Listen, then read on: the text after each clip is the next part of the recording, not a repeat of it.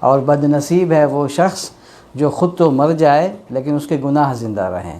الحمدللہ رب العالمین والصلاة والسلام علی سید الانبیاء وخاتم المرسلین سیدنا محمد وعلی آلہ واصحابہ اجمعین، اما بعد۔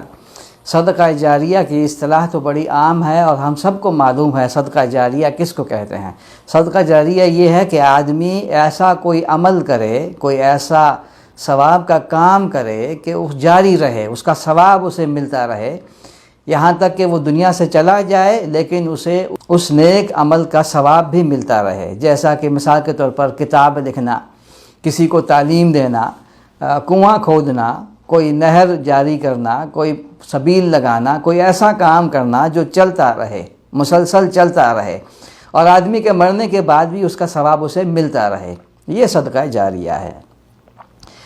خوش نصیب ہے وہ شخص جس کے مرنے کے بعد اس کا صدقہ جاریہ چلتا رہے اور جاری رہے، لیکن دوسری طرف خوش نصیب ہے وہ شخص جس کے مرنے کے ساتھ ہی اس کے گناہ بھی مر جائیں اور ریکارڈ بند ہو جائے، اور بد نصیب ہے وہ شخص جو خود تو مر جائے لیکن اس کے گناہ دنیا میں زندہ رہیں۔ گناہ دنیا میں کس طرح سے زندہ رہ سکتے ہیں؟ گناہ دنیا میں اس طرح سے زندہ رہ سکتے ہیں کہ اگر آپ کی وجہ سے کوئی شخص کسی غلط کام پہ لگا ہے، آپ کی وجہ سے کوئی شخص کسی گناہ میں مبتلا ہوا ہے، آپ کے بتانے پر یا آپ کے کہنے پر یا آپ کی رہنمائی میں کوئی گناہ کا کام ہوا ہے اور وہ گناہ کا کام جاری ہے، اس پر عمل جاری ہے، تو پھر وہ شخص بہت بڑا بد نصیب ہے کہ خود تو دنیا سے چلا گیا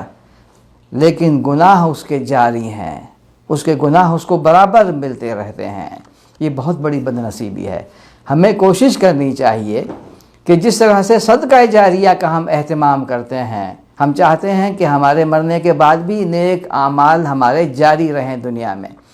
اسی طرح سے ہمیں کوشش کرنی چاہیے کہ مرنے کے بعد ہمارے گناہ بھی مر جائیں، ختم ہو جائیں۔